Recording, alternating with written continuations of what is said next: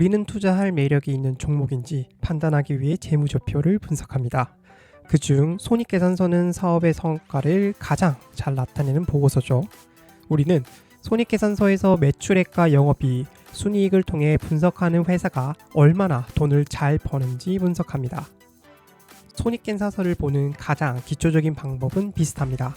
그러나 이 손익계산서의 정보는 투자자에 따라 해석이 완전히 달라질 수 있죠.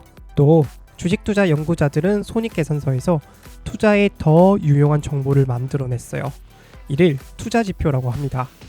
영업이익률, 순이익률과 함께 PER, PBR 등이 대표적인 투자지표입니다. 그런데 투자지표의 대부분은 순이익으로 만든 지표가 대세죠. 순이익은 회사가 사업을 해 최종적으로 남긴 이익이기 때문에 주식 투자자에게 가장 중요한 지표라고 할 수 있어요. 주주가 가진 주식의 가치는 순이익만큼 늘어나기 때문이죠. 그러나 순이익은 기업의 투자 매력도를 평가하는데 적절하지 않다는 비판을 받습니다. 그 이유는 순이익을 계산하는 과정에서 사업과 연관성이 떨어지는 이익과 비용이 반영되기 때문입니다. 우리는 손익계산서를 위에서 아래로 봅니다. 이 순서대로 매출액과 영업이익, 순이익을 기록하고요. 매출액에서 제품 또는 서비스의 원가를 빼고 인건비, 마케팅비 등 사업을 잘 운영하기 위해 쓴 비용을 제외하면 영업이익을 계산할 수 있습니다. 여기까지는 대부분 사업과의 연관성이 높은 편입니다. 그러나 문제는 이제부터입니다. 영업이익에서 순이익을 계산하는 과정에서 영업 외 이익과 비용이 많은데요. 예를 들어 은행에 맡긴 예금으로부터 나온 이자, 환율 변동에 따른 손익, 금융투자 상품에서 나온 배당 등이 영업 외 이익 또는 비용에 들어갑니다. 영업이익에서 순이익으로 가는 여정은 대부분 사업과의 연관성이 낮은 편이죠. 워런 버핏은 2010년 주주총회에서 순이익은 변덕스러운 수치라고 표현했습니다. 그는 찰리와 나는 언제든지 우리가 원하는 순이익을 완전히 합법적으로 만들어낼 수 있다고 설명했어요. 이어 우리는 1990년대 미국 기업계에서 만연했고 지금도 간혹 뻔뻔스럽게 자행되는 숫자 노름을 깊이 혐오한다고 말했습니다. 또 다소 결함은 있어도 영업이익이 우리 실적을 평가하는 대체로 합리적인 지침이라고 설명했습니다. 이어 순자산 가치의 증감과 영업이익의 추세에 주목하면 우리 실적을 정확하게 추적할 수 있다고도 언급했죠. 물론 영업이익 하나로 기업을 평가하지 않습니다. 제 생각에는 이런 패턴이 있는 것 같아요. 투자 공부를 처음 시작하면 매출액이 있는 위보다는 순이익이 있는 아래를 많이 보는 것 같습니다. 그러나 공부를 하다 보면 순이익보다는 영업이익으로부터 매출액까지 역순으로 보는 경우가 많아져요. 오히려 영업이익부터 순이익까지는 보조적 역할을 합니다. 이러한 변화는 진정한 기업의 가치를 찾으려고 하는 노력의 결과죠. 이렇게 진정한 기업의 가치를 찾는 노력 중 하나가 대중적으로 사용하는 PER보다 영업이익을 기준으로 주가를 평가하는 POR을 사용하는 거예요. 참고로 PER은 주가를 주당 순이익으로 나눈 거고요. POR은 주가를 주당 영업이익으로 나눈다는 차이가 있습니다. 더불어 워런 버핏은 경영대학원에서 가르치는 에비타에 대해 부정적 의견을 제시했는데요. 먼저 에비타는 Earnings Before Interest, Taxes, Depreciation and Amortization의 첫 글자를 따서 만든 투자 용어입니다. 한글로는 법인세, 이자, 감가상각비, 무형자산 상각비 차감 전 이익이라고 하죠. 에비타 공식은 순이익에서 법인세와 이자 비용, 유무형 감가상각비를 모두 더하면 됩니다. 에비타는 회사의 실제 현금 창출 능력을 측정하기 위해 쓰이는 지표입니다. 감가상각비와 무형자산 상각비는 회계적으로 비용으로 처리하나 실제 현금이 지출되지 않기 때문이죠. 또 법인세와 이자는 순수한 영업성과 측정을 왜곡할 수 있다는 이유 때문에 순이익에서 두 비용을 더해줍니다.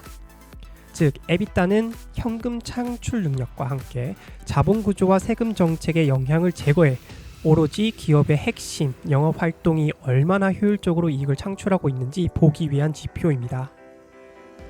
에비타에 대한 개념을 보면 아주 타당한 지표로 보이죠. 회사의 찐 현금 창출 능력과 핵심 영업활동의 능력을 알 수 있기 때문이죠. 그러나 워런 버핏의 친구 찰리 먼거는 이렇게 말했습니다. 제정신인 사람이라면 누구나 감가상각비가 비용이라고 생각합니다. 에비타가 비판을 받는 이유를 쉽게 설명하면 비용은 비용이다고 할 수 있어요. 예를 들어 여러분이 스마트폰을 샀습니다. 이 스마트폰은 2년 후 교체할 가능성이 크죠. 우리는 이 시기에 맞춰 주기적으로 스마트폰의 가치를 감소시킬 수 있습니다.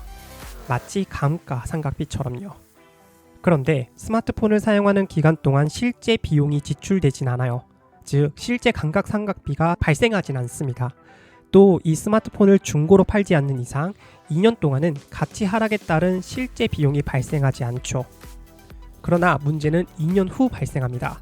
이 스마트폰은 2년 후 가치가 0이 되거든요. 만약 내가 2년 동안 감가상각비를 계산하지 않았다면 2년 후 스마트폰의 가치가 한꺼번에 빠져나갑니다. 즉 감가상각비는 결국 발생할 거예요. 단 시기의 문제일 뿐입니다.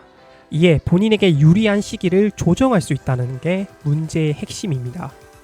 감가상각비를 잘 이용하면 내 마음대로 이익을 조정할 수 있어요. 예를 들어 사장인 제가 이익을 높여 좋은 평가를 받고 싶다 이런 열망이 있다면 감가상각비를 비용으로 인식하는 시기를 잃어버리면 됩니다. 이렇게 소위 말하는 숫자 마사지를 할 수 있는 거죠. 그러나 감가상각비는 결국 비용입니다. 그리고 결국 나가게 될 거예요. 찰리 먼거가 제정신인 사람이라면 누구나 감가상각비가 비용이라고 생각한다 이렇게 주장한 이유죠. 또 에비타는 투자회사 또는 증권사가 즐겨 사용하는 지표인데요. 특히 에비타는 회사 가치를 높이 측정한 후 매각해서 더 많은 수수료를 챙기려는 투자회사에게 아주 유리한 지표입니다. 반대로 투자자가 주식을 사기 위해 에비타로 평가된 가격을 치른다면 뻥튀기 된 가격을 내게 될 가능성이 높아집니다. 워런 버핏과 찰리 먼거가 경영대학원에서 에비타를 가르치는 것에 대해 재앙이라고 표현한 이유죠. 결국 우리는 보고서에 있는 숫자를 있는 그대로 받아들이는 것이 아닌 본질을 볼 줄 알아야 합니다. 회계학만으로는 부족한 이유죠. 우리가 본질을 제대로 파악해야 기업을 제대로 분석할 수 있습니다. 그리고 본질을 볼 줄 알아야 좋은 기업을 싼 가격에 살 수 있습니다. 투자가 쉽지 않은 이유겠죠. 앞으로 손익계산서를 본다면 영업이익에 집중해 보세요.